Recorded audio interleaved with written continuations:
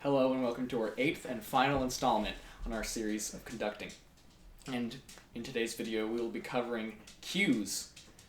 And if you're going to learn anything, it's probably not cues, but you'll get to it at some point. Really, you should just be focusing on conducting, and once you get that down, then you can work on cues. So, purpose of a cue. Purpose of a cue is to signal the entrance or a big moment in a piece. So a great example is, say, on Avengers. So it's gonna so there's 8 measures of just a couple instruments playing, and then more come in, and then more come in. So every time you're going to want to look at the section that's coming in. Let's say it's the trombones that come in with their wah, right?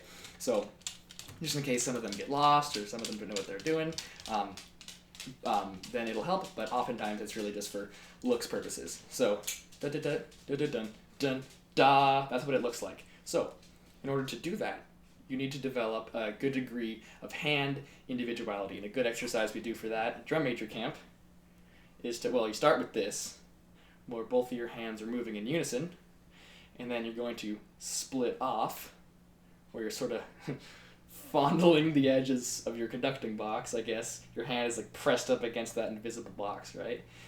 And then you can move to an in and an out, side to side, and then maybe even combine the two and see how well you do. So when we began conducting, you remember that we mainly did it with our right hand and used our left hand for support. And when you cue, you're always going to continue conducting with your right hand and then cue with your left. You're never going to break from that. So let's say we have a cue on beat 1. You need to remove your hand a beat before. It's not like cutting off where it's 2 beats before. It's 1 beat before. So this is what a cue on beat 1 would look like. 1, 2, 3, 4, 1. So our right hand is going to remain the conducting pattern, and the left hand is going to withdraw up and out. So our hands are opposite right here, but your hand is sort of opening it, like opening and offering, like you're giving someone a really nice sandwich, you know?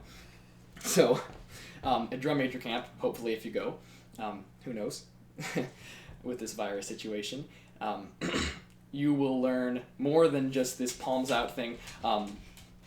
Dr. Wilshire there at U of O will teach you that he just looks and he just points. He just points for a good cue, and that'll work. Riley and I like to, this one's a little harder, but you can do a, you're not actually going to do that, but it's just pretty funny. Anyway, so a cue on 2 would look like 1, 2, 3, 4. I can't even do it. 1, 2, 3, 4, 1, 2. Right? 2. And you're going to withdraw it on beat 1 and flick it on beat 2, and that applies to all the other beats of the measure.